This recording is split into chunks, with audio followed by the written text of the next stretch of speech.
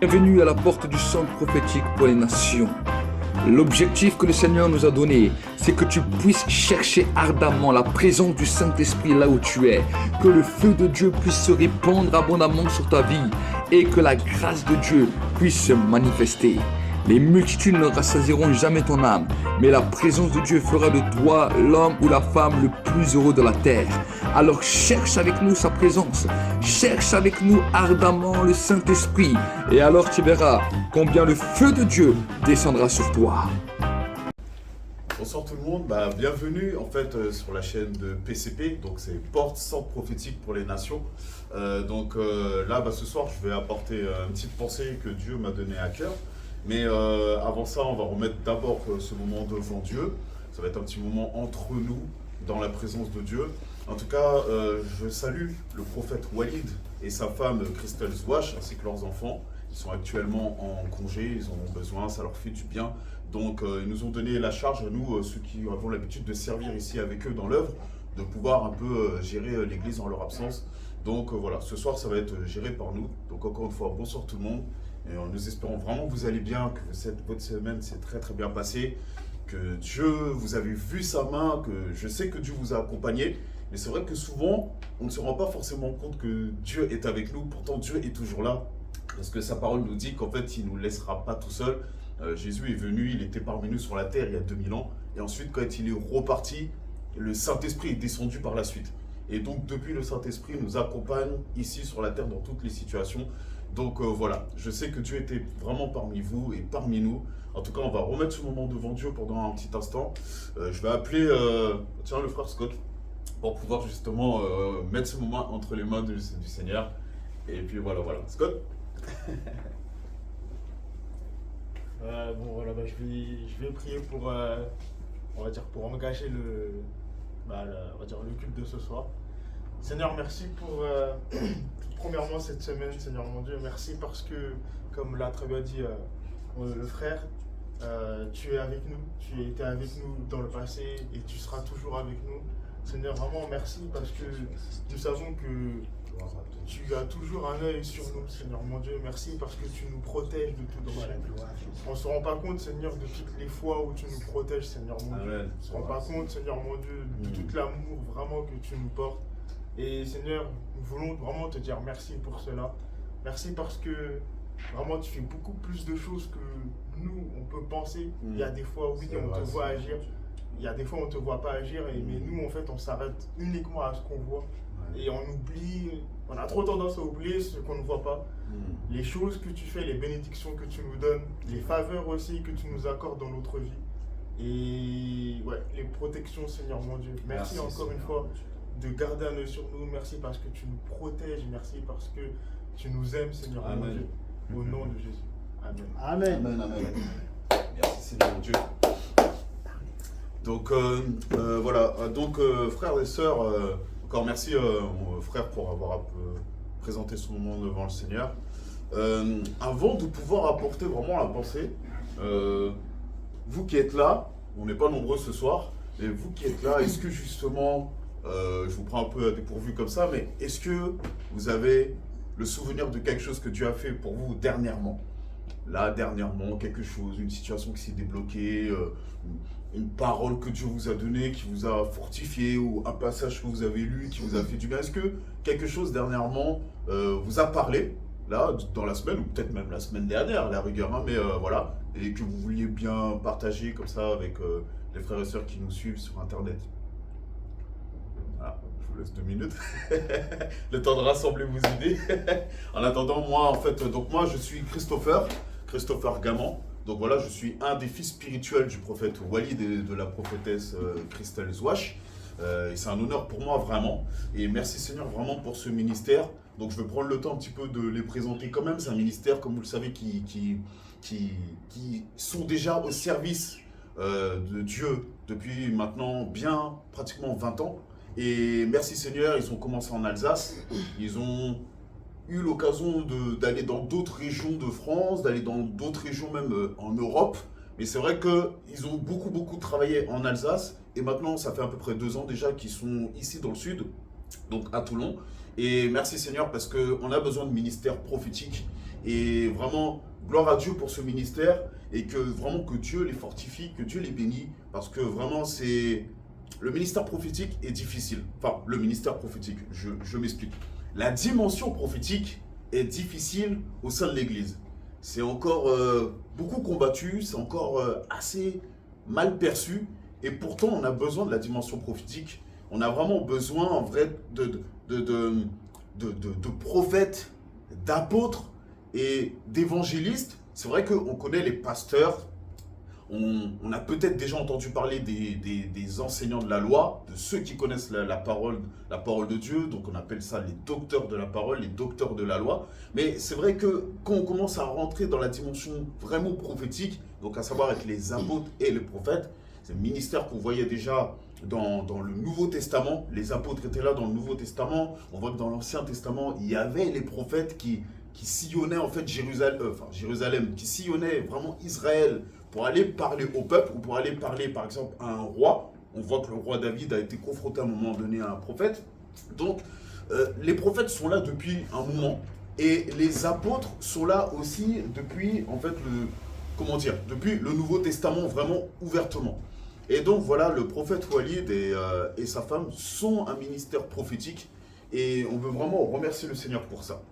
Donc maintenant que j'ai un petit peu présenté le ministère, ils ont aussi 2 enfants qui sont quand même ados, presque jeunes adultes même, parce que l'aîné s'appelle Manassé et il va avoir ses 18 ans, ou il a ses 18 ans il me semble, enfin bon voilà, et l'autre est un peu plus jeune, s'appelle Joshua, qui a 16 ans, et donc ce sont des enfants de prophètes, de ministères, et c'est vrai qu'il y a tout un poids sur eux, et je voudrais vraiment qu'on ait une pensée pour eux, pour les soutenir même dans la prière, ne serait-ce que le ministère, mais aussi penser à leurs enfants qui sont souvent confrontés aux difficultés de la vie, comme n'importe qui, et notamment qui ont la pression du ministère de leurs parents qui est aussi sur eux. Souvent, on a tendance moi le premier, je veux le dire comme ça, on a tendance à regarder et observer les enfants de ministère, que ce soit des prophètes, des apôtres ou des pasteurs, qu'importe. On a tendance à regarder les enfants de ministère d'un coin de l'œil et à voir s'ils ne font pas quelque chose qu'on estime bon ou mal. En fait, on a tendance à les juger. Et donc, c'est vrai qu'au lieu de penser à comme ça, à les regarder, les observer, peut-être avoir même une forme de critique, je reviendrai sur ça plus tard, eh ben, je pense qu'il est bon quand même de pouvoir plutôt les regarder avec un regard bienveillant et plutôt penser à eux, prier pour eux, les soutenir, au lieu de leur porter des charges. Et donc voilà, ça c'était par rapport au ministère. Ils ont vraiment pas mal de choses à faire. Ils sont beaucoup appelés, que ce soit au niveau du service. Ils sont vraiment à plein temps. En tout cas, le prophète Walid est vraiment à plein temps dans le ministère. Il s'occupe de l'église le mardi soir et le vendredi soir. Actuellement, nous sommes là le vendredi soir parce que suite à des disponibilités de salles le dimanche, l'église est le vendredi soir depuis à peu près maintenant officiellement le début de l'année. Mais sinon, à part de ça, c'est vrai que le ministère s'occupe aussi de faire les réunions de prière qui sont le lundi, le mardi, le jeudi et le vendredi. Donc tous les matins, comme ça, pendant à peu près 1 heure, grosso modo, le prophète va venir avec nous pour nous emmener dans la prière et nous permettre de rentrer dans des nouvelles dimensions avec Dieu. En ce moment, enfin dernièrement en tout cas, le prophète faisait des prières en rapport avec des dimensions de Dieu qui nous permettaient de déposer des autels et des alliances avec Dieu. Donc je vous encourage véritablement à suivre ces temps de prière, ces temps de ministère tout simplement, parce que ça va être édifiant pour vous et c'est important pour la croissance en fait du peuple et du royaume. Donc voilà, en dehors de ça, il s'avère aussi que le prophète se retrouve une fois qu'il a fini la prière, à prendre en réunion, en entretien, donc parfois en téléphonique et parfois en présentiel, des personnes qui ont besoin, des frères, des sœurs, ou peut-être même parfois des personnes qui ne sont même pas chrétiennes, mais qui vont avoir contact comme ça avec le ministère pour pouvoir avoir soit des réponses, soit des prières, soit des impactations, enfin qu'importe. Donc en fait, le ministère se retrouve très occupé. Et donc voilà, je voulais un peu présenter tout ça, parce que je sais que moi, c'est pas la première fois, en tant que fils spirituel, je me permets de présenter vraiment le ministère et le prophète, parce que c'est pas la première fois que moi, certains me contactent, et j'apprécie grandement, frères et sœurs, c'est pas un reproche. On me contacte et c'est bien, ça soulage un peu le ministère, comme on peut contacter d'autres qui sont frères, qui sont fils et filles spirituels du ministère. Mais c'est vrai que je parle de mon fond à moi, on me contacte et parfois on me dit ouais, ben, j'ose pas contacter le prophète parce que voilà, quand je lui envoie un message, il me répond pas ou toutes ces choses-là. Mais voilà, c'est pour ça que je vous explique un peu tout ça. C'est pas que le prophète veut pas vous répondre, c'est juste qu'il s'avère qu'il est occupé. Il est extrêmement occupé et sa femme qui aimerait être aussi à temps plein au ministère ne peut pas parce que ben, justement, elle est obligée de travailler ben, à temps plein dans le monde séculier pour pouvoir justement subvenir aux besoins, ben, premièrement de la famille, mais notamment aussi aux besoins du ministère. Donc voilà, frères et sœurs, c'était un peu pour présenter l'œuvre.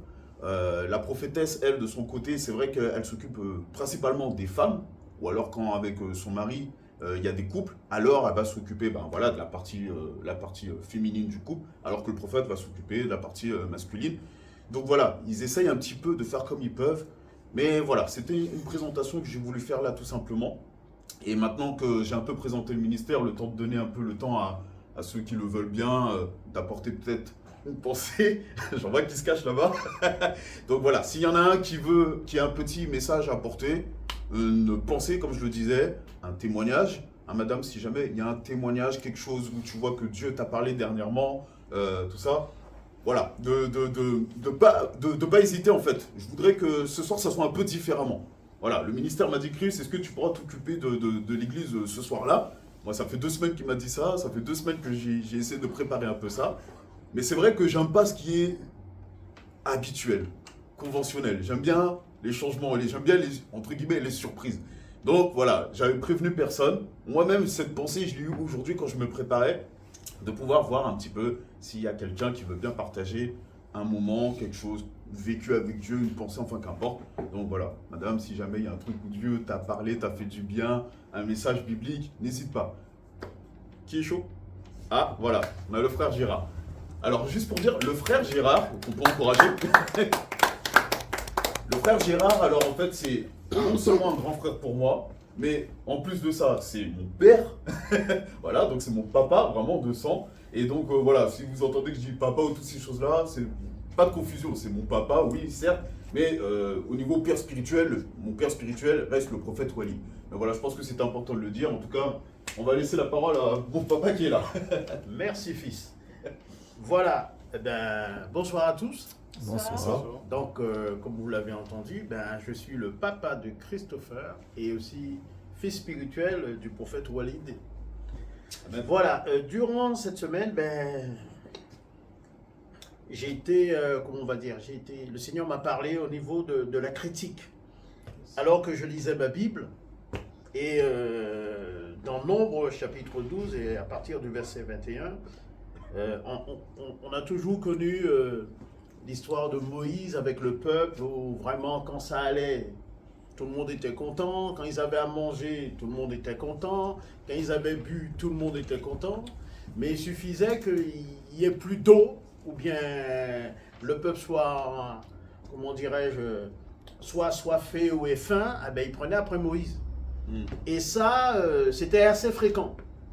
Mais là, on arrive, il y a un fait, un petit fait un peu spécial dans le chapitre 12 du livre des Nombres, au verset 21, où Moïse, justement, a eu des querelles. Enfin, on va dire que Aaron et sa sœur ont eu des querelles avec Moïse. Et c'était plus qu'une querelle parce que il a fallu que Dieu intervienne là-dedans et que Dieu punisse justement Myriam, qui est la sœur de Moïse et d'Aaron. Donc, on ne va pas faire une prédication, c'est juste pour vous dire, vous le lirez chez vous. C'est Nombre au chapitre 12, verset 1er. En fait, tout le verset, tout le chapitre jusqu'au verset 16. Et là, on comprend que devant Dieu, la critique, Dieu n'aime pas la critique. Dieu ne tolère pas la critique, non seulement parmi ses enfants, mais pire encore, la critique vis-à-vis d'un serviteur de Dieu. Et Dieu, justement, ce qui est intéressant, c'est que Dieu leur explique pourquoi. Pourquoi il n'aime pas la critique, pourquoi il ne tolère pas la critique, pourquoi il va aller jusqu'à sanctionner Myriam. Vous lirez chez vous, je me répète. Et tout ça pour nous laisser un exemple lorsqu'on est avec le Seigneur, lorsqu'on est enfant de Dieu, la critique n'a pas le droit d'être au milieu de nous, frères et sœurs. Amen. La critique, c'est quelque chose qu'on doit bannir de nos vies. La critique, c'est quelque chose qu'on doit enlever, extirper même, j'irais dire, de nos vies, afin que notre vision du royaume de Dieu, notre vision des frères et sœurs tels que Dieu les voit, tels que Dieu nous voit, soit propre, on va dire, Amen. soit sans problème, sans difficulté, parce que Dieu nous voit purs à cause du sang de l'agneau. Dieu nous voit purs à cause du sang de son Fils. Amen. C'est pas quelque chose on doit banaliser. Jésus-Christ, il n'est pas venu les mains dans les poches, ça lui a coûté. Il a donné de sa vie, son sang a coulé. Donc il y a eu une vraie bataille au niveau spirituel. Il y a eu une vraie bataille au niveau physique. Et c'est un combat entre le bien et le mal. Yes. Et nous, là-dedans, on n'a pas à prendre des choses comme ça à la légère en disant, bon, ben c'est pas grave, bon, le frère, bon, c'est pas grave, ben moi, je me vois bien à sa place faire ça, pourquoi Dieu me choisit pas pour faire ça, pourquoi ceci, pourquoi cela, on commence à critiquer. Même si on le fait, on pense pour nous que c'est pas bien, c'est pas, comment on va dire, c'est pas important, mais si aux yeux de Dieu c'est important, parce que quand on fait une critique vis-à-vis d'un serviteur, ça veut dire que, en fait, Dieu s'est trompé. Ouais. C'est ça que ça veut dire. Ça veut dire que Dieu aurait dû nous choisir, nous. Pourquoi il a choisi le frère qui ne s'exprime pas bien? Pourquoi il a choisi la sœur Pourquoi il a choisi l'autre frère qui ne sait pas bien chanter? Pourquoi? Non, on n'a pas à dire ça. On ne connaît pas la charge qu'il y a sur le dos du frère en question. On ne connaît pas sa vie. On n'a pas lieu de critiquer le serviteur de Dieu. Yes. Voilà un petit peu ce que je voulais partager avec vous. Que Dieu vous bénisse. Merci. Amen. Ouais, merci papa, franchement. C'est super parce que du coup tu as repartagé ça. Et c'est vrai qu'aujourd'hui quand j'étais en train de vraiment voir comment je pouvais un peu structurer le message, ça a été très difficile de structurer. Mais il y avait vraiment ce passage qui me revenait à l'esprit parce que pour ma part aussi, encore c'était mardi. Et c'est vrai que à un moment donné, j'étais un peu dans cette réflexion-là, un peu, entre guillemets, de la critique, pour dire ça comme ça. Et c'est vrai que ça m'a beaucoup parlé, mais je reviendrai sur ça avant d'aller plus loin. Est-ce qu'il y a quelqu'un d'autre, ici, qui a pensé un message, un verset, un truc où Dieu lui a fait du bien? Non? Non? Une fois, deux fois? Non? Bon, ok, allez, c'est parti. Bon, écoutez, mes frères et sœurs, voilà. Bon, tout simplement... on va rentrer un peu plus dans le vif du sujet. Alors c'est vrai que, comme je le disais, il y a à peu près 2 semaines, le prophète m'a dit voilà, ils vont prendre un peu de congé et tout. Je leur ai dit super, hein, tant mieux, il faut. Moi, j'arrête pas de dire au prophète de se reposer. Parce qu'il vit à 1000 à l'heure. Peut-être qu'on ne se rend pas forcément compte pour ceux qui sont à la télé. Ou peut-être que même ceux qui sont dans la salle, qui ont l'habitude de venir, ne le voient pas forcément tout le temps. Parce que il y a les enfants spirituels et il y a ceux qui ne sont pas enfants spirituels. Ceux qui se contentent de venir et puis c'est tout. Mais c'est vrai que quand on est enfant spirituel d'un ministère et tout ça, et qu'on commence à avoir cette proximité-là, à les voir, à les avoir au téléphone, à passer les voir ou qu'ils passent nous voir, donc on commence à voir en fait leur style de vie, leur rythme de vie, et c'est là on se dit, ah ouais, punaise, waouh. Et moi, ce que je voudrais dire, c'est que vraiment ce message, en fait, donc quand il y a 2 semaines, le prophète m'a dit, voilà, est-ce que tu peux apporter le message? Donc moi, oui, prophète, tu peux te reposer, tout ça et tout, c'est cool et tout. Et là, il me dit, oui, tu vas apporter un message. Et je ne m'attendais pas à ce qu'il me dise d'apporter un message. Et c'est vrai que, en général, bien que Dieu m'a déjà parlé, Dieu m'a déjà parlé comme quoi que Dieu attend de moi de pouvoir vraiment prendre, comment dire ça, à cœur le fait d'apporter un message à l'église, le fait de pouvoir, en gros, rentrer dans mon appel. Alors, c'est pas que je n'ai pas pris à cœur de rentrer dans mon appel, mais en fait, si vous voulez, c'est comme si j'ai fait une dissociation entre l'appel au niveau église et l'appel au niveau séculier. Donc l'appel au niveau séculier, c'est la dimension que je fais tous les jours, l'art, toutes ces choses-là, pas de problème, ça j'y vais à fond. Mais quand il s'agit en fait de pouvoir venir apporter un message, pas que moi je viens pour dire oui prophète, je veux apporter un message, non. Que le prophète me dit il faut apporter un message, est-ce que tu es disponible? Je vais avoir tendance à être un peu réticent en fait. Et le problème c'est que, pourquoi? Parce que apporter un message devant le peuple de Dieu, c'est une charge. En tout cas moi c'est comme ça que je vois ça. C'est une charge. Et c'est un respect en fait qu'il faut avoir vis-à-vis du peuple de Dieu, mais notamment vis-à-vis de Dieu premièrement. Et c'est vrai que quand on doit venir devant tout le monde pour apporter un message, qu'on soit à l'aise ou pas à l'aise, Bon, ceux qui me connaissent bien m'ont déjà dit « Ah, mais t'es à l'aise avec la caméra et tout ».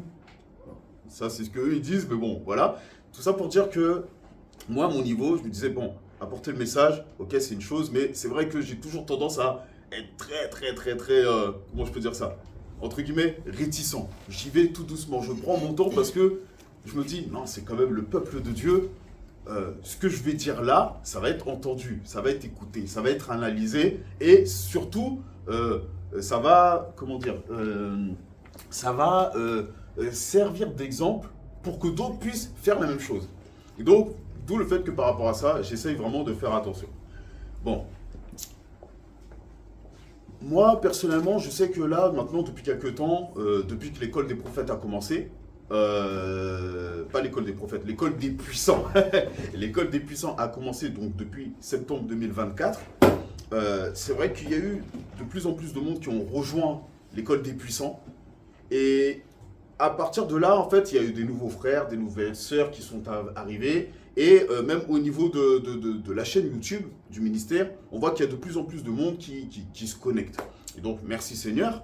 Mais c'est vrai que quand, par exemple, je vois qu'on s'est retrouvé à Marseille il y a à peu près un mois, et que des frères et sœurs venaient nous voir pour parler, il y avait un autre frère qui était là avec nous, le frère Ami, qui est aussi un fils spirituel du ministère, qui était là. Donc des frères et sœurs allaient le voir, des frères et sœurs venaient me voir, des frères et sœurs allaient voir un autre frère qui est là, qui s'appelle Kevin. Et en fait, pour nous parler à nous aussi. Et là, je me suis dit, mais waouh, les gens, ils commencent à venir nous parler à cause de l'enseignement qu'on reçoit ici. Donc merci Seigneur, c'est une bonne chose. Mais moi maintenant, en fait, ce que je voudrais déjà faire avant d'aller encore un peu plus loin, c'est donc me présenter tout simplement comme je le disais. Donc oui, j'ai dit, je m'appelle Christopher Gaman, et donc je suis un fils spirituel du ministère. Et c'est vrai que, si vous voulez, moi, il y a vraiment 3 choses qui sont vraiment importantes pour moi. Et je me rappelle que lorsque j'ai rencontré ma femme au tout début, et que on a eu nos premières conversations, tout ça, dans l'intimité, et je lui ai dit, écoute, moi, pour moi, c'est pas compliqué, il y a 3 choses qui m'intéressent vraiment. C'est Dieu, c'est mon travail. Et en fait, donc mon travail qui consiste à... Ça fait très longtemps que je travaille dans l'art, hein, ça fait plus de 10 ans. Mais en fait, mon travail qui consiste à travailler dans l'art, qui en fait consiste à pouvoir faire quelque chose pour le royaume de Dieu. Donc en soi, c'est encore Dieu. Voilà. Et le 3e truc, c'était la famille. Et donc j'ai dit, voilà, moi, c'est les 3 choses qui sont importantes pour moi. Et donc par la suite, à partir de là, je ne connaissais pas encore véritablement le Saint-Esprit à ce moment-là. Pourtant, j'ai pris mon baptême à l'âge de 14 ans. C'est une grâce de Dieu, vraiment. Et le Saint-Esprit avait fait son œuvre, parce que pour passer par les eaux du baptême, techniquement, c'est qu'on s'est laissé convaincre de péché, de justice et de jugement. Et donc moi, à partir de là, j'avais pris mon baptême à mes 14 ans, c'est que le Saint-Esprit m'avait convaincu de tout ça, m'avait convaincu que Jésus, c'est le chemin, la vérité et la vie, et qu'en fait, que je ne peux pas aller au Père sans Jésus. Donc là-dessus, pas de problème. Mais malheureusement, pour dire ça comme ça, le type d'église où j'allais autrefois n'avait pas cette dimension prophétique. Et donc finalement, on ne parlait pas de tout ce qui est le Saint-Esprit. On entendait, ok, quelques frères ou quelques sœurs qui pouvaient parler en langue, mais ça s'arrêtait là. Il n'y avait pas d'enseignement là-dessus, il n'y avait pas d'explication là-dessus. Donc moi, dans ma compréhension plus jeune autrefois, pour moi, quelqu'un qui pouvait être capable de parler en langue, pour moi, c'était une sorte d'élite chez les chrétiens. Donc c'est tout. Et pour moi, quand j'entendais certains chants qui parlaient du Saint-Esprit, pour moi, le Saint-Esprit était juste un vent, un souffle, une fumée, une buée, enfin tout ce que vous voulez. Mais j'étais loin de me dire que le Saint-Esprit était une personne à part entière, en fait, qui travaille comme Jésus et comme le Père, en fait. Donc voilà. Mais enfin, bon, bref. Et à partir de là, maintenant, les années ont passé. Donc oui, il y a eu ce temps où, en fait, j'ai continué de mener ma vie un peu avec Dieu. Mais maintenant, il est arrivé en 2019 où là, maintenant, je rencontre vraiment le Saint-Esprit. En entendant un enseignement, je passe un peu les détails. Et là, je rencontre le Saint-Esprit et ça a tout chamboulé dans ma vie. Je vous parle un peu du Saint-Esprit. Déjà, je fais une présentation de moi, mais je vous parle un peu du Saint-Esprit parce que je sais aussi que c'est quelque chose que le ministère lui tient à cœur. Le fait de parler du Saint-Esprit et que c'est vraiment important. Mais je vous parle un peu de tout ça parce que pour arriver à là où je veux arriver. Et donc maintenant, merci Seigneur, moi je rencontre le Saint-Esprit. Dans ma famille, hormis mon père, on n'avait pas conscience de l'importance du Saint-Esprit. Donc ce qui fait que mes frères, ma sœur, enfin voilà, et même une grande partie de mes cousins, cousines, enfin tout ça, n'avaient pas vraiment la conscience du Saint-Esprit, de l'importance du Saint-Esprit. Et c'est vrai que quand j'ai rencontré le Saint-Esprit, il m'a fait un tel chamboulement bénéfique dans ma vie que là, ça a été waouh. Et là, je m'en rappelle quand j'ai rencontré le Saint-Esprit, c'était un 2 septembre, donc en 2019. Je me suis mis à pleurer, mais j'étais en train de pleurer du fait que j'étais lavé. Je sentais qu'il y avait un lavage dans le cœur qui s'opérait. C'était magnifique. Et donc, quand je suis sorti de ma chambre, après avoir rencontré le Saint-Esprit pour la première fois, j'ai crié dans toute la maison à mes frères et tout, parce qu'à l'époque, j'habitais avec mes frères. Ma femme était au travail à ce moment-là. Et en fait, j'ai crié dans toute la maison, waouh, le Saint-Esprit, il existe et tout. Enfin, c'est un truc de fou, les frères et sœurs qui sont là en train de me suivre à la télé. Et c'est vrai que ça a changé pas mal de choses pour moi. Pour vous donner un exemple comme ça, moi, je suis un grand gamer. Je me considère comme étant encore un grand gamer, même si je joue beaucoup moins aux jeux vidéo qu'il y a à peu près 5 ans. Mais pour vous donner une idée, j'étais par exemple quelqu'un qui pouvait faire des nuits blanches aux jeux vidéo. Par exemple sur Call of Duty. Pour ceux qui connaissent ici, Call of Duty, ou ceux qui ne connaissent pas, c'est un jeu de guerre.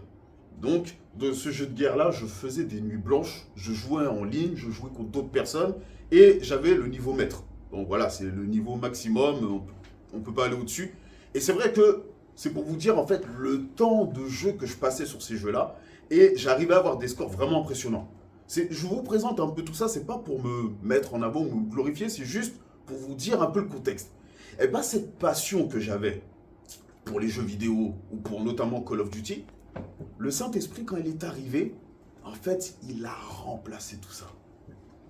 Mais le Saint-Esprit ne l'a pas fait pour que, genre, il vient, il me l'enlève, il m'a rien demandé. Non, le Saint-Esprit m'a demandé de lui donner le jeu. Il m'a demandé de me débarrasser de Call of Duty, d'abandonner ça. Et vous savez qu'est-ce qui s'est passé? Quand le Saint-Esprit m'a parlé de Call of Duty, mon jeu préféré, hein, je le répète, hein, j'ai dit ok, j'ai pas discuté, frères et sœurs. Parce que dans ma tête, il s'est passé un truc tout simple, c'était si le Saint-Esprit me demande Call of Duty, ça veut dire qu'il va me donner quelque chose de mieux encore. Et en fait, pour moi, c'était réglé. La solution, elle était réglée. C'était ok, il n'y a pas de souci. J'ai pris Call of Duty, je l'ai cassé, je l'ai brûlé, j'ai fait tout ce qu'il fallait faire, mais de manière à ce qu'il soit inutilisable et de manière à ce que si je le mets dans la poubelle, que quelqu'un d'autre ne le trouve pas après. Donc c'était ça le truc. Et c'est vrai que ça m'a chamboulé comme ça. Et après, il y a eu d'autres changements que le Seigneur il a fait avec moi, le ménage que j'ai fait dans les musiques que j'avais l'habitude d'écouter, les musiques du monde, je veux le préciser, les musiques du monde que j'estimais bonnes. C'est pas que toutes les musiques dans le monde sont pas bonnes ou ainsi de suite. Il y a des musiques qui sont intéressantes, je vais être franc avec vous. Encore une fois, travaillant dans l'art, je pense savoir de quoi je parle, frères et sœurs. Mais c'est vrai qu'une grande majorité des musiques dans le monde ne sont pas bonnes. Je veux vraiment être clair avec ça. Comme les films, comme un tas de choses, il y a des choses qui sont vraiment pas bonnes. C'est visible. Certaines choses, c'est pas visible, ça va être caché. Et puis il y en a d'autres où encore, voilà, Dieu accepte qu'on regarde. Je vais vous donner encore un autre exemple, parce que tout à l'heure on parlait des témoignages et tout ça. Il y avait un petit moment déjà, parce que j'avais vécu ça justement dans ces débuts-là où je rencontrais le Saint-Esprit. Je voyais vraiment le Saint-Esprit venir s'asseoir à côté de moi pendant que je jouais à la console. Avant que je joue à la console, alors que je travaille, je dis à Dieu, voilà, j'ai envie de faire une petite pause. Est-ce que tu m'autorises d'aller faire une petite pause, de jouer un peu à la console? Et j'entends clairement Dieu, le Saint-Esprit, me dire, oui, il n'a pas de problème, prends une pause et joue un peu à la console. Ce que j'ai été faire. Je m'installe et tout, et je vous promets, frères et sœurs, le Saint-Esprit, il était assis à côté de moi. Je le regardais, il me regardait, il me souriait. C'était une dinguerie. J'ai joué à un jeu qui s'appelle Forza Horizon, donc c'est un jeu de voiture. J'ai fait mes petites courses et tout, j'ai dû jouer quoi, peut-être une demi-heure, 1 heure. Et après, j'ai entendu le Saint-Esprit me dire, c'est bon, en fait, tu t'es assez amusé, en fait. Et j'ai dit, ok, il n'y a pas de souci, Seigneur. J'ai éteint ma console et je suis reparti travailler. Ce que je veux dire par là, c'est que j'avais vécu ça à l'époque et le Seigneur m'autorisait de pouvoir faire ça. De une, je lui demandais son autorisation. De deux, Dieu savait que j'allais l'obéir. C'est très important, frères et sœurs. Et Dieu n'est pas contre le fait qu'on prenne un peu de temps pour nous, qu'on s'amuse, qu'on soit avec des frères, avec des sœurs, avec des amis. Dieu n'est pas contre tout ça.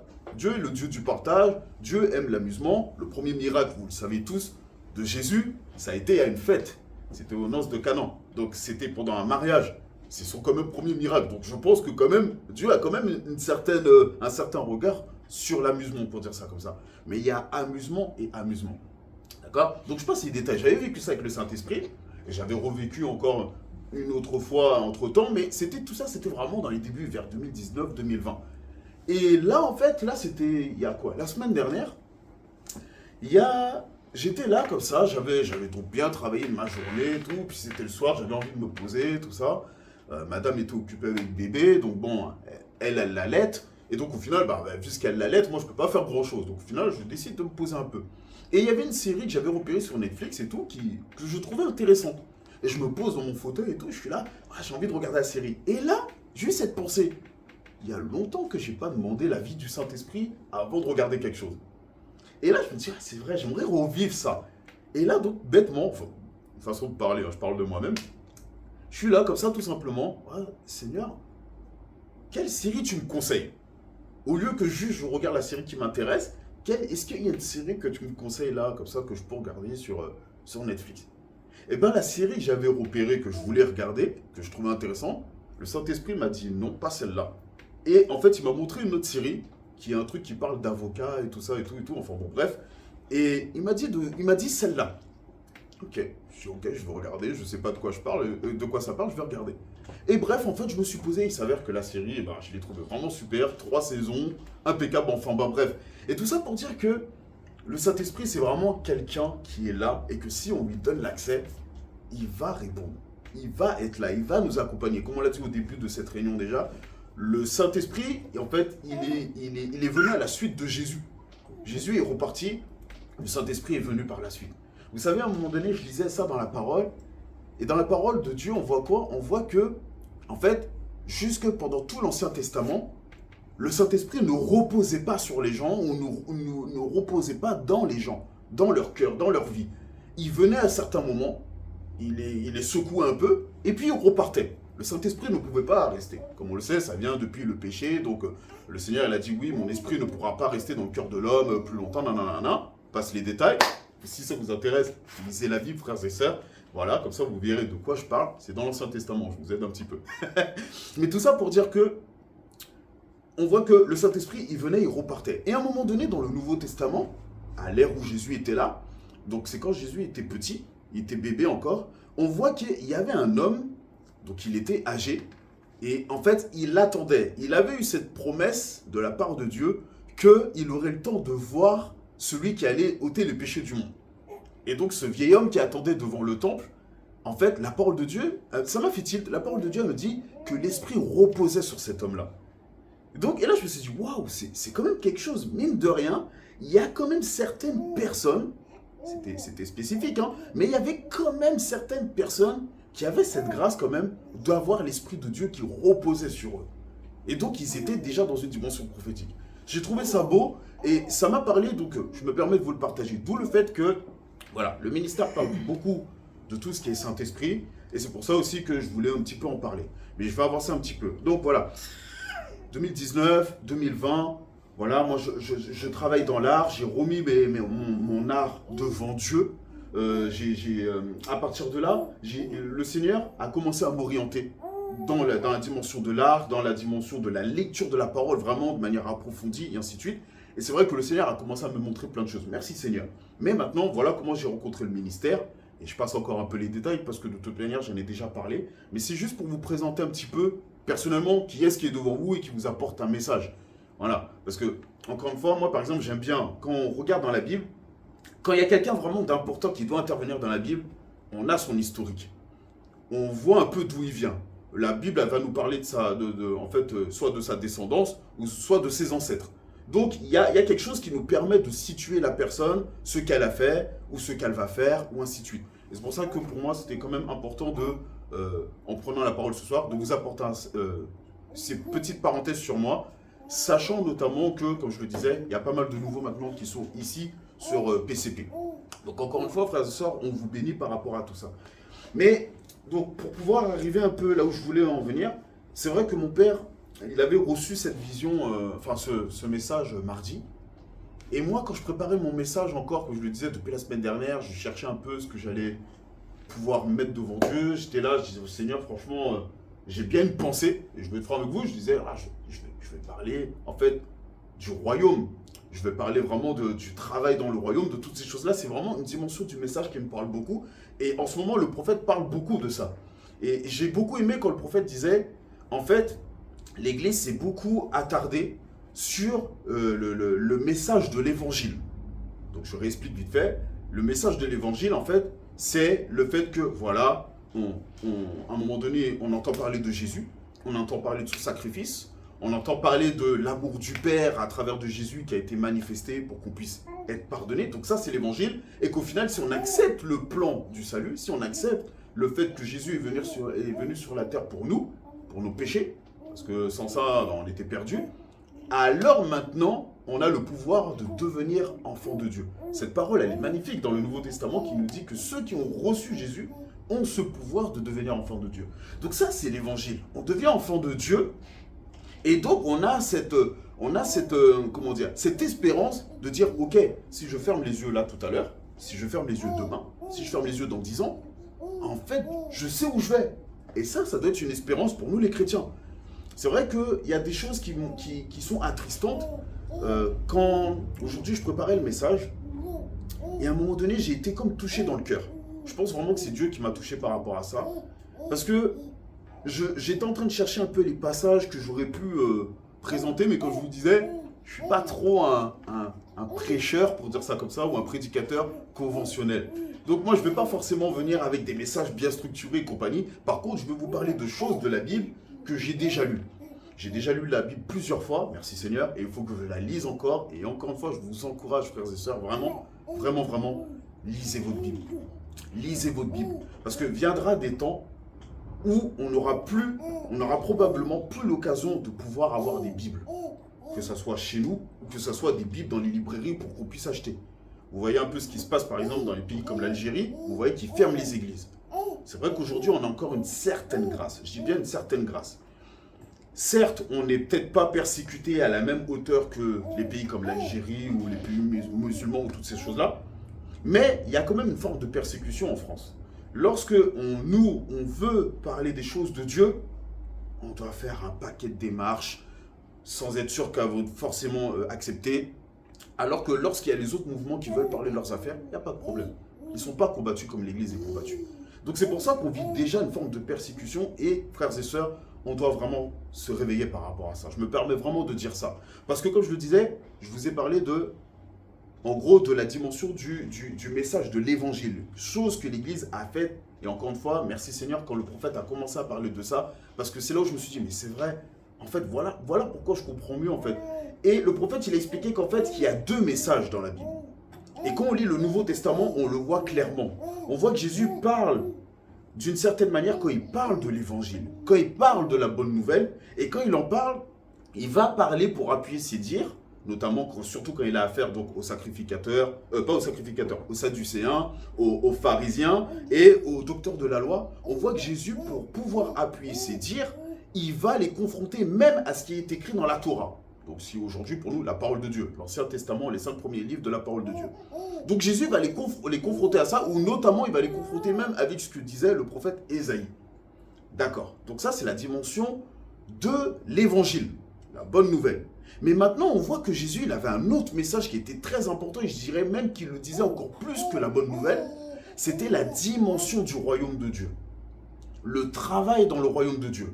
On voit cette dimension quand, par exemple, il parle de la terre avec les grains et le semeur. La parabole des grains, en fait, des 30 grains, des 60 grains, des 100 grains. On voit qu'il y a ça. Et en fait, il y a plusieurs reprises comme ça, Jésus il va donner des paraboles pour pouvoir présenter le royaume de Dieu. Et on voit que quand il veut parler du royaume de Dieu, donc c'est la dimension du travail, d'abord pour que le peuple comprenne, Jésus leur parlait de choses qui sont sur terre. Des choses que le monde comprend.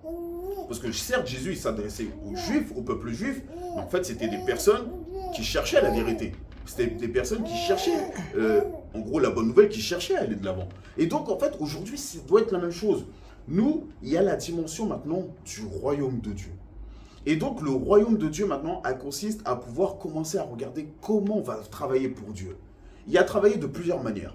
Il y a le travail qui est fait depuis toujours par l'Église, c'est-à-dire donc l'évangile. Et donc c'est aller dans les rues avec un prospectus ou qu'importe et commencer à prêcher le message du royaume de Dieu, repentez-vous, Dieu vous aime, nanana, la vie éternelle. Ça c'est ce que l'Église elle a compris et qu'elle fait depuis longtemps et c'est très bien. Mais maintenant il y a un autre message parce que ça c'est le message qui te permet de juste rentrer à la porte du royaume. Mais en fait il reste encore tout le royaume à parcourir.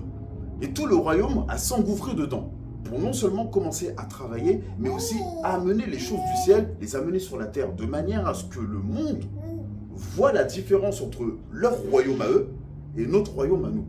Mais comme on ne rentre pas dans cette dimension, parce qu'on est juste resté dans la dimension de l'évangile, donc l'entrée du royaume, alors finalement, on se retrouve petit à petit et de plus en plus à être assiégé.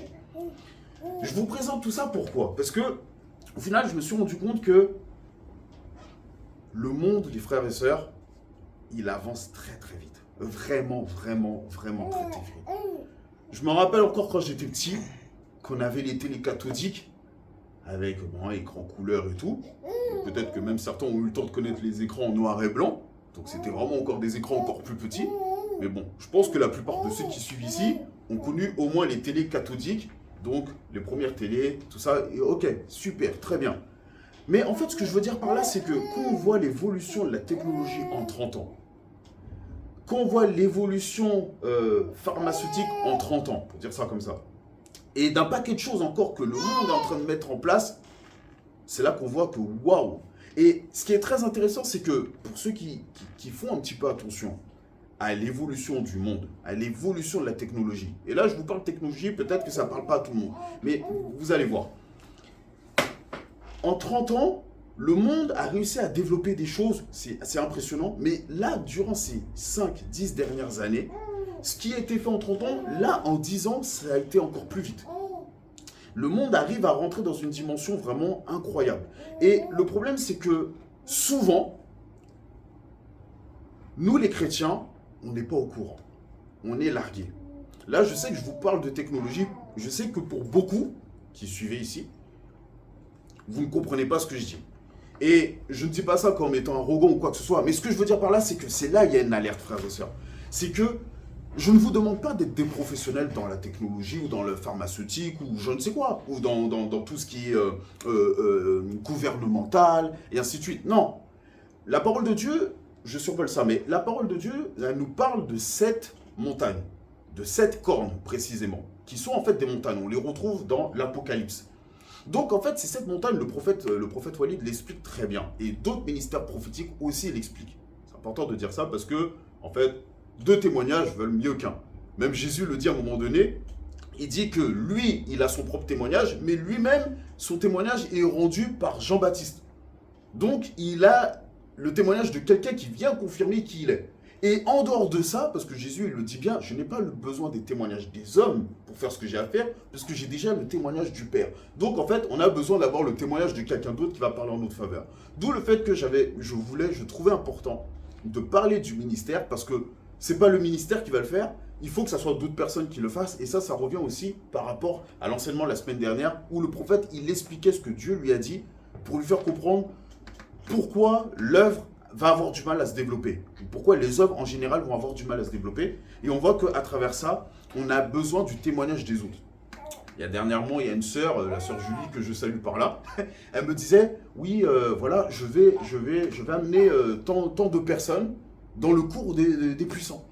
Et là, je me suis dit, mais c'est génial en fait, elle le met déjà en pratique. Pas qu'elle ne le faisait pas avant. Mais en fait, voilà, c'est la sœur, elle va parler de quelque chose qu'elle a vécu, entendu, expérimenté à d'autres personnes et ça va donner envie aux autres personnes de venir maintenant. C'est exactement la même chose que le prophète a expliqué la semaine dernière. Moi, j'ai vécu cette chose-là en début d'année. J'ai mon cousin que je salue aussi par là, il s'appelle Michael. Il était ici. À la base, il est arrivé, il allait pas bien, je vais être franc avec vous. Il allait vraiment pas très bien. Il est venu dans le sud et là, on a pris le temps vraiment. Il était venu normalement juste pour quelques jours. Mais du temps qu'on a commencé à partager ensemble, les choses que je vivais avec Dieu, les choses que j'ai entendues du ministère, les enseignements qu'on recevait, ont fait que le cousin en question a commencé à voir sa vie spirituelle autrement, à voir les lacunes là où il avait, et là commencé à pouvoir réorienter sa manière de percevoir Dieu, pour qu'à partir de là, finalement, de quelques jours qu'il aurait dû passer, il a passé 3 semaines ici dans le sud avec nous, et entre comment il est arrivé ici, dans un piteux état, et comment il est reparti, c'était pas le même. Aujourd'hui, le cousin, merci Seigneur, il va très très bien. D'où le fait que, voilà, l'importance du témoignage. On n'est pas là pour donner témoignage de soi-même, bien que moi, je me suis intronisé pour vous parler un peu de qui j'étais, mais on est là aussi pour pouvoir parler des autres Parce que, en fait, nous-mêmes, on va pouvoir apporter quelque chose de ce qu'on vit, de ce qu'on ressent par rapport à quelqu'un d'autre. Donc ça, c'était la parenthèse. Mais donc maintenant, la dimension du royaume de Dieu, c'est vraiment quelque chose qui, pour moi, est très importante parce que Jésus lui-même, il en parle. Et comme je le disais, maintenant, on voit que le monde, il avance très vite. Je vais vous donner quelques exemples, frères et sœurs. J'espère vraiment que les exemples que je vais vous citer, que j'ai pu voir là, aujourd'hui, hier, avant-hier, enfin, c'est des exemples récents. J'espère que ça va vous exciter, vous alarmer et vous dire non, non, il est temps qu'on se réveille. Frères et sœurs, vous savez, comme je le disais, dans la dimension de la technologie, la parole de Dieu, elle nous dit que c'est lorsque l'homme aura la sagesse, la connaissance et toutes ces choses-là, lorsqu'il sera vraiment à un certain niveau dans toute cette dimension-là, en fait, que ça va être la ruine.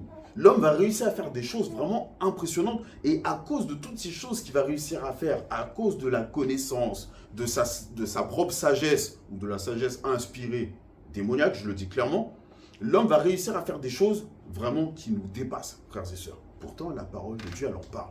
La parole de Dieu, elle nous dit que les hommes vont chercher la mort, ils ne la trouveront pas. On le trouve dans l'Apocalypse. Frères et sœurs, je vous donne cet exemple-là pour commencer. Vous savez, et encore une fois, c'est la sœur Julie qui m'avait partagé cette vidéo, très intéressante. Le monde aujourd'hui est capable de cryogéniser les gens. Donc pour ceux qui ne voient pas ce que ça veut dire, cryogéniser, c'est le fait de pouvoir, en gros, congeler une personne. Amener son corps à la température la plus froide qui existe. Je crois que c'est moins 153 degrés ou un truc comme ça. Ou un truc. Moins 190. Moins 190, voilà. Donc vous imaginez, aujourd'hui, ils ont réussi à trouver la technique, pour dire ça comme ça, pour pouvoir congeler les gens. Ils ont tout un processus, même quitte à mettre un fluide dans le corps, pour que ce fluide, en fait, lui, en fait, il ne gèle pas. Voilà où l'homme en est aujourd'hui. Pourquoi ? Pour pouvoir réussir à avoir le temps de trouver la solution, pour que la médecine ait le temps de trouver la solution face à certaines maladies qui sont actuellement aujourd'hui encore incurables. Pour que les gens aient le temps de se cryogéniser et pour que dans 100 ans, par exemple, donc la médecine aura évolué, c'est ce qu'ils espèrent, et pour que dans 100 ans, les gens qui ont été cryogénisés puissent être réveillés et maintenant faire face à ces maladies qu'on ne pouvait pas traiter à l'heure actuelle aujourd'hui, frères et sœurs. Voilà où on en est. Et je vous parle de ça, c'est des choses qui se passent ici, en Allemagne, en Europe, c'est tout près. Il y a des investisseurs qui sont ici, qui ont les moyens, qui investissent dans ces entreprises pour que ces entreprises arrivent à ces fins-là. Voilà où on en est aujourd'hui. La Bible, elle nous dit bien que l'homme va chercher la mort, il ne la trouvera pas. Ça, c'est une des dimensions que l'homme essaye de faire. Une autre dimension encore qui est actuellement, je me rappelle, j'ai envoyé l'article hier donc à mon papa qui est là. Tout le monde connaît Terminator. Je pense que 99% des gens connaissent Terminator. Vous savez, ce que je trouve intéressant, et ça aussi j'ai aimé quand le prophète il en a parlé, Hollywood veut dire bâton magique.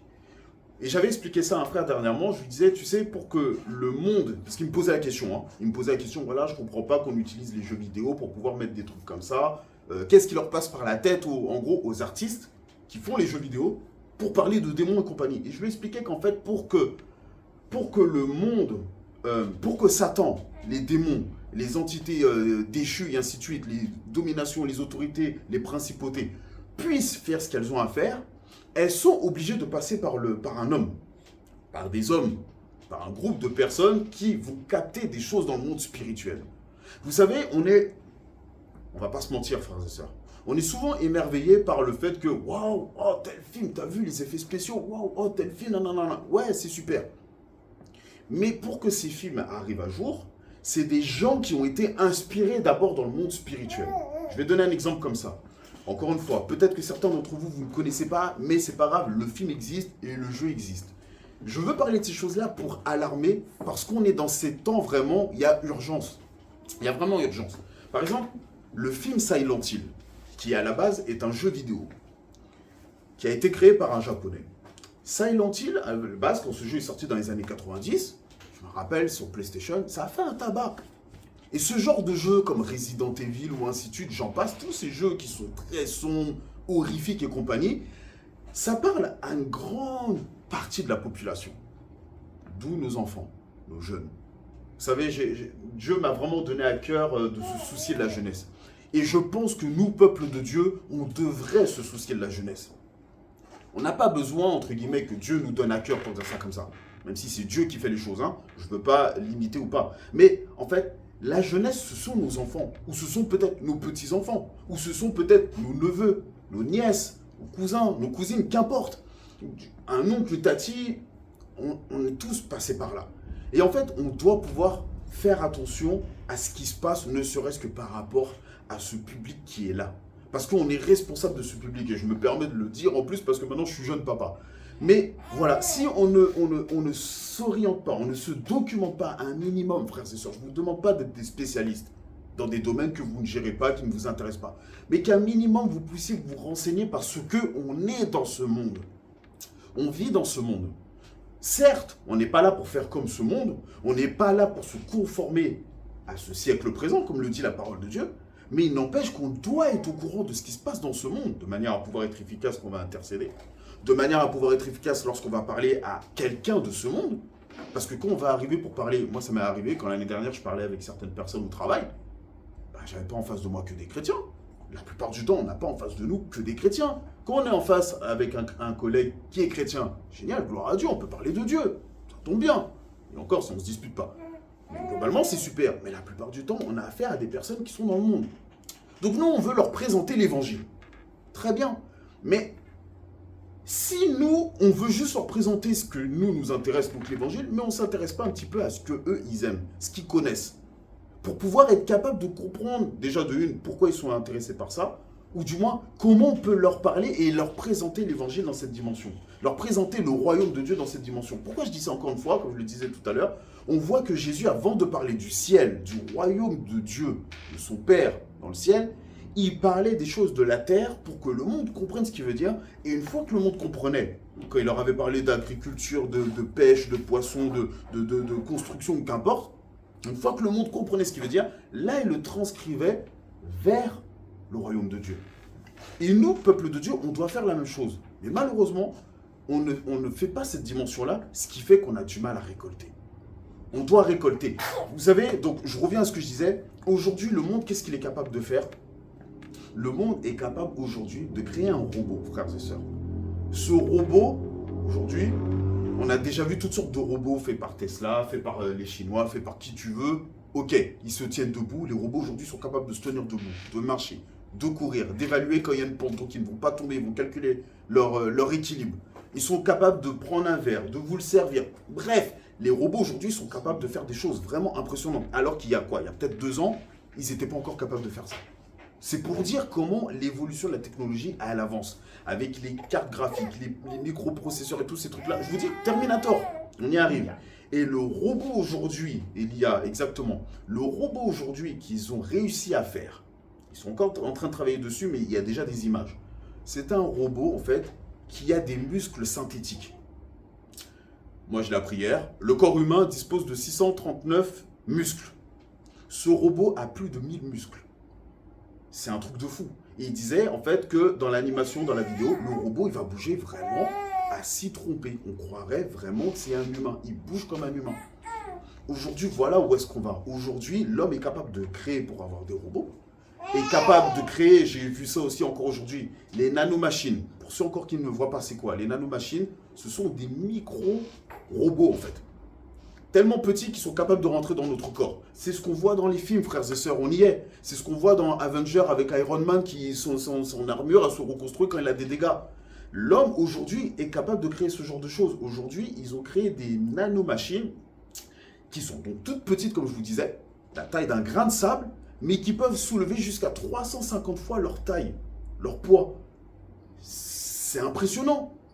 En gros, c'est des machines qui sont capables de faire ce que font les fourmis. Donc l'homme veut imiter ce que Dieu a fait tout en rejetant Dieu. Mais nous, si on n'est pas au courant de ces choses-là, si on ne s'informe pas un minimum de ces choses-là, frères et sœurs, quand les choses vont se présenter au monde, on va être largué. Et qu'est-ce qu'on va dire? On va bégayer. Le but n'est pas de bégayer, le but n'est pas d'être largué. Et encore une fois, je le répète bien, le but n'est pas d'être au courant, au sommet, mieux que tout le monde, non. Mais d'un minimum de savoir. La parole de Dieu, je vais terminer sur ça. La parole de Dieu, elle nous dit, vous êtes la tête et non la queue. Mais pour pouvoir être la tête et non la queue, Il y a des conditions. Jésus encore, il dit, celui qui est, une lampe est faite pour être sur le boiseau, pour être sur une table, pas en dessous.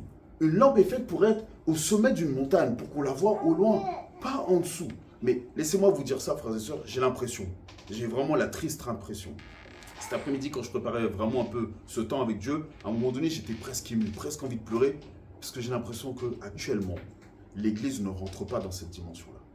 L'Église, pardonnez-moi de le dire, frères et sœurs, mais l'Église, elle dort. Il faut que l'Église se réveille. Il faut que l'Église se mette au travail. Comme je vous l'ai dit, Jésus parlait de la dimension de l'Évangile. C'est une très bonne chose.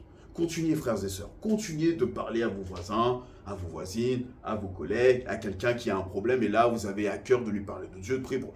Continuez. Ça, c'est impeccable. Mais là, vous faites une des dimensions du royaume. Ce n'est pas la totalité. Il y a la dimension où vous, maintenant, vous, de votre côté, vous avez votre propre travail. Et ce travail, c'est la dimension du royaume de Dieu. Où là, maintenant, on va pouvoir commencer à dire, bon, qu'est-ce que je fais pour que le royaume de Dieu soit établi sur la terre comme au ciel? C'est quand même Jésus qui l'a cité dans le Notre Père. Il l'a cité, c'est pas pour rien. Donc, frères et sœurs, moi, le conseil que je vous donne, chose que j'ai déjà établie pour moi, appliquée pour moi, c'est de vous poser devant Dieu. Posez-vous devant Dieu et commencez à demander à Dieu, Seigneur, vraiment, comment je peux te servir à travers mes dons, mes talents? La parole de Dieu nous dit dans Jérémie que avant qu'on soit conçu dans le ventre de notre mère, Dieu nous avait établis. Ça veut dire que quand on développe ça, Dieu nous avait donné des dons, des talents, des facultés, une dimension, des rêves, des choses à faire, des personnes avec qui travailler, puis des personnes avec qui ne pas travailler. Mais bref, Dieu avait déjà établi tout ça. C'est à vous, frères et sœurs, de vous poser à un moment donné et de demander tout ça à Dieu. Seigneur, qu'est-ce que tu as établi sur moi? Avec qui je dois faire les choses? Quel est mon appel dans la vie de tous les jours? Quel est mon appel? Parce que, oui, il y a la vie séculière, on fait de l'argent dans le monde et tout pour pouvoir avoir de l'argent, payer nos factures et compagnie. Ouais, mais il y a la dimension de travailler pour le royaume. Comment je peux contribuer au royaume? Comment je peux faire en sorte que l'Église se développe? Comment je peux faire en sorte qu'une œuvre se développe? Comment je peux faire en sorte que telle dimension soit impactée? Voilà. Donc, je veux vous laisser un peu sur ça, parce qu'il y aura encore tellement de choses à dire. Le but n'est pas de faire un message trop long. Ce qui est vraiment important, vraiment, c'était vraiment de vous sensibiliser sur ça. Le monde avance à vitesse grand V. Il n'y a pas longtemps, donc il y a à peu près un mois, le prophète avait eu la révélation de ce que signifiait l'homme en gris, l'homme qui se retrouve au ciel pendant les noces, mais que finalement, c'est Jésus qui vient et qui lui demande, mon ami, qu'est-ce que tu fais ici? Comment es-tu entré ici? La parole de Dieu nous montre que cet homme, il ne savait pas quoi dire. Et finalement, Jésus lui dit, jetez-le dehors. Donc, comment ça se fait? Le prophète, il a expliqué en fait, il a eu cette révélation qui montrait que les gens vont réussir à arriver dans la dimension de l'immortalité. Ils vont réussir à faire la contrefaçon de ce que Dieu avait prévu. Donc, c'est pour ça que nous-mêmes, maintenant, aujourd'hui, on doit se dire, waouh, c'est chaud. Waouh, c'est chaud. Vous savez, les temps, ils avancent. Aujourd'hui, j'en avais déjà parlé en 2023, il me semble. Oui, en 2023. Et je vais terminer sur ça. Mais j'en avais déjà parlé où je disais que les géants existaient. Et que dans les géants, il n'y a pas que Goliath. Goliath avait aussi des frères. Et ces frères ont été tués par les frères de David. David a tué Goliath, mais les frères de Goliath ont été tués par les frères de David. Et la parole de Dieu nous montre qu'à l'époque de l'Ancien Testament, bien avant que les enfants d'Israël soient rentrés sur la terre promise, les géants étaient là.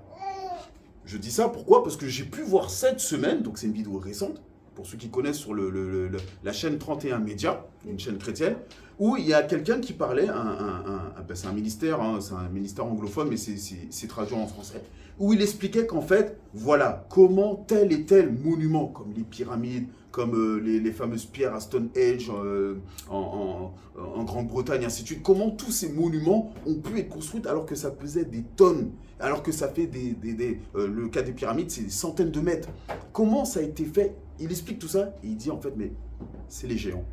Les gens, aujourd'hui, l'homme, les scientifiques reconnaissent qu'autrefois, il fallait une force surhumaine pour faire ça. C'est pas le peuple d'Israël comme beaucoup l'ont toujours cru. Non, la parole de Dieu nous dit que le peuple d'Israël, il faisait des briques pour les maisons. C'est ça que la parole de Dieu, elle nous dit. Elle ne nous dit pas qu'il construisait des briques pour les pyramides. Autrement dit, les pyramides étaient déjà là à l'époque d'Israël quand ils étaient esclaves. Donc voilà, je veux m'arrêter sur ça, mes frères et sœurs, voilà, renseignons-nous. Lisons la parole de Dieu, vraiment, frères et sœurs, c'est très important. Et surtout, soyons vraiment attentifs à nos enfants. Soyons attentifs à nos enfants parce que nos enfants se retrouvent à aller à l'école, se retrouvent à avoir des copains, des copines, des contacts, je ne sais quoi, qui, le monde ne va pas leur faire de cadeaux, frères et sœurs. Le monde va leur parler des choses du monde de manière à pouvoir les corrompre. Vous savez, l'un des plans de l'ennemi, c'est de pouvoir réussir à happer la nouvelle génération à travers l'éducation.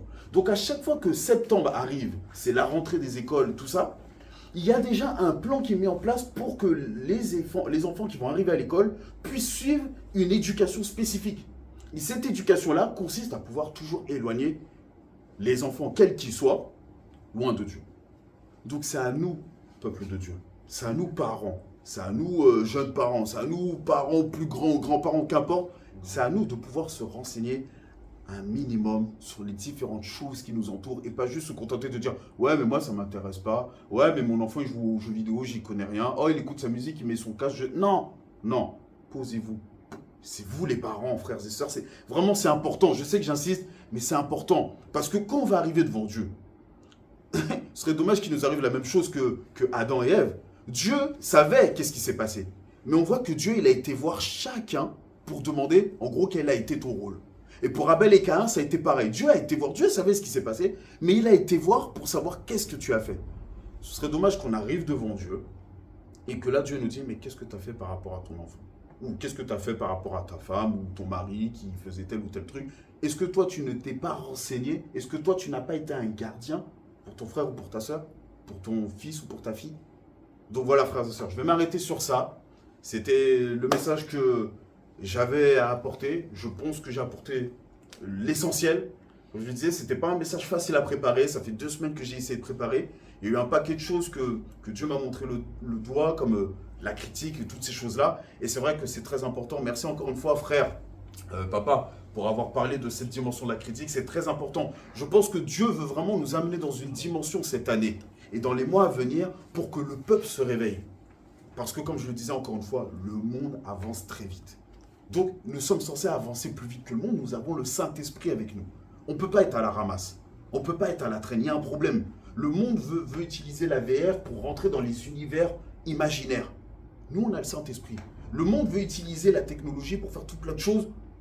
Non.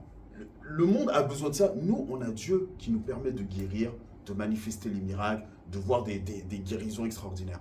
Donc voilà, frères et sœurs. Renseignons-nous, lisons la parole de Dieu, vraiment. Seigneur, je veux te remercier pour ce temps, Seigneur. J'ai essayé d'apporter le message vraiment comme je le percevais. Et Seigneur, vraiment que ce message puisse parler à mes frères, qui puisse parler à mes sœurs, qui puisse parler aux parents, qui puisse parler même aux jeunes qui vont écouter ce message, Seigneur. Bref, que tous ceux qui vont passer par là puissent entendre ce message, pas comme étant, oui, c'est Christ qui a parlé, nanana, non. Mais comme étant, ça soit toi, Seigneur, qui ait parlé à travers moi. Que les gens puissent être convaincus, Seigneur. Qu'il puisse y avoir une nouvelle dimension qui se passe, Seigneur mon Dieu. Que l'esprit des frères, des sœurs ou des personnes qui ne connaissent pas qui tu es puisse s'ouvrir, Seigneur, pendant ce message. Afin que là, on puisse commencer à se rendre compte que, mais non, mais c'est vrai, il y a une urgence. Et je prends ce message pour moi-même. Il y a une urgence. Il y a une urgence. Le monde est en train de courir à sa perte, c'est ce que nous dit ta parole. Mais nous, enfants de Dieu, nous qui avons eu ce privilège d'être fils et filles de Dieu, nous connaissons la vérité. Du moins, nous sommes censés connaître la vérité. Qu'est-ce que nous faisons de cette vérité? Qu'est-ce que nous faisons de la dimension du discernement? Qu'est-ce que nous faisons de la dimension de l'écoute dans l'esprit? Qu'est-ce que nous faisons du temps que nous allons prendre avec toi, Seigneur, chaque jour pour pouvoir voir ce que tu nous dis dans ta parole ou tout simplement voir ce que tu nous inspires durant nos activités? Alors Seigneur, que nous puissions vraiment à un moment donné pouvoir se dire non, il est temps d'arrêter de rigoler. Les temps avancent. Ta parole nous parle que c'est lorsque l'Euphrate sera tari que certains types de démons qui sont enfermés depuis des lustres vont sortir. Et aujourd'hui, quand on se renseigne, on voit que ce fameux fleuve de l'Euphrate arrive vraiment à un point de desséché, arrive à tarition, de manière à être tari. On voit qu'il y a cette chronologie, on voit ce temps qui est en train d'avancer, et pourtant nous, on ne s'occupe pas de ça. On s'occupe de nos propres besoins, de oui, j'irai au ciel, j'ai accepté Jésus, tout va bien. Non, Seigneur, permets-nous de nous renseigner sur l'état du monde, mais notamment aussi de regarder comment on sert ton royaume, afin que ton royaume se développe davantage. Amen. On voit que par ta grâce, Seigneur mon Dieu, et je veux le dire là, on voit que le président Donald Trump est en train de faire certes des choses qu'on ne comprend pas forcément, mais d'autres choses aussi qui permettent d'avoir un temps de répit pour le peuple de Dieu. Alors que nous puissions vraiment profiter de ce temps de répit, afin de se mettre debout, afin de se mettre, de s'armer, de s'équiper, de revêtir l'armure du chrétien, comme nous dit ta parole, afin de pouvoir faire les choses qu'il y a à faire. Parce que, évidemment, quand ce président Donald Trump sera passé, quand son temps sera passé, je pense que l'ennemi va vouloir récupérer le temps qu'il n'a pas pu faire pendant son mandat. Et là, ça va être compliqué. Alors nous, peuple de Dieu, nous devons nous mettre debout. Nous devons observer les temps. Merci Seigneur, tu as aussi donné cette notion à mon papa qui est là par rapport à la dimension de la critique. Que nous puissions nous rappeler que la critique est grave. Seigneur, nous avons tendance, comme je le disais encore une fois, nous avons tendance à critiquer. Comme par exemple, encore une fois, Donald Trump. On a tendance à critiquer même par exemple le président Emmanuel Macron, qui est notre président de France. Mais Seigneur, on ne voit pas la charge qu'ils ont.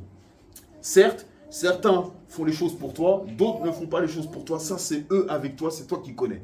Mais Seigneur, que nous-mêmes maintenant, nous puissions commencer à regarder ce qu'il en est vraiment, afin de repérer les temps et les saisons, comme nous dit ta parole. De déchiffrer les temps et les saisons. Car nous sommes capables de déchiffrer lorsque la pluie arrive, ou lorsqu'il va faire beau, ou lorsque ça va être le printemps, l'été, qu'importe les saisons. Mais on n'est pas capable de repérer les véritables temps et saisons du temps spirituel et prophétique. Afin de comprendre à quel moment toi tu vas te présenter. Oui, nous ne savons pas quel jour tu arriveras, nous ne savons pas quelle année tu arriveras, mais ta parole nous dit de nous tenir à l'affût, de prier, de veiller, afin de ne pas être surpris, parce que quand tu vas arriver, tu arriveras comme un voleur. C'est ce que nous dit ta parole. Mais Seigneur, toi, tu nous as permis de pouvoir voir et repérer les temps par ton Saint-Esprit. Alors merci pour le Saint-Esprit. Merci, cher Saint-Esprit, parce que tu es celui qui nous accompagne et qui nous avertit des choses. Tu es celui qui nous sensibilise lorsqu'on veut bien être sensibilisé. Alléluia. Tu es celui qui nous ouvre les oreilles lorsqu'on veut bien écouter ce que tu as à nous dire. Seigneur, c'est vrai, trop souvent, on est là en train de dire « Oui, Seigneur, moi je veux ça. Oui, Seigneur, moi j'ai besoin de ça. Oui, Seigneur, bénis ma famille. » Mais rarement on va venir dire « Seigneur, mais qu'est-ce que toi tu veux? Seigneur, qu'est-ce qu'il faut que je fasse pour pouvoir être dans tes temps à toi? Qu'est-ce qu'il faut que je fasse pour pouvoir être dans le temps qu'il faut pour pouvoir faire les choses nécessaires et pas perdre du temps? Alors Seigneur, pardonne-nous. Pardonne-nous, Seigneur mon Dieu, de faire les choses uniquement par nous-mêmes. Pardonne-nous de manquer de temps avec toi. Pardonne-nous de ne pas prendre le temps avec toi, de préférer courir à nos vacations, Seigneur mon Dieu. Pardonne-nous pour tout ça. Sensibilise-nous, sensibilise-moi, le premier qui a apporté ce message, Seigneur mon Dieu, afin que je continue de travailler pour ton royaume. Afin que je continue de prendre du temps avec des frères, des sœurs qui auraient besoin de moi tout simplement. Ou que je sois aussi moi capable d'aller voir des frères et des sœurs de qui j'ai besoin, Seigneur. Que nous puissions vraiment être ton corps, travailler pour ton service, travailler pour l'œuvre, se pencher sur la dimension du royaume, afin que ton royaume soit établi sur la terre comme au ciel, Seigneur mon Dieu, et que le monde voit que c'est par toi que nous venons, que c'est toi qui nous as envoyés à cause de la dimension de l'amour, parce que les critiques vont quitter nos bouches, vont quitter nos mentalités, vont quitter nos cœurs. Merci Seigneur. Donne-moi à respecter mes frères, mes sœurs, Seigneur mon Dieu. Donne-moi à les élever, Seigneur, et à prier pour eux et les bénir dans le nom de Jésus. Amen. Amen. Amen. Amen. Bienvenue à la porte du centre prophétique pour les nations.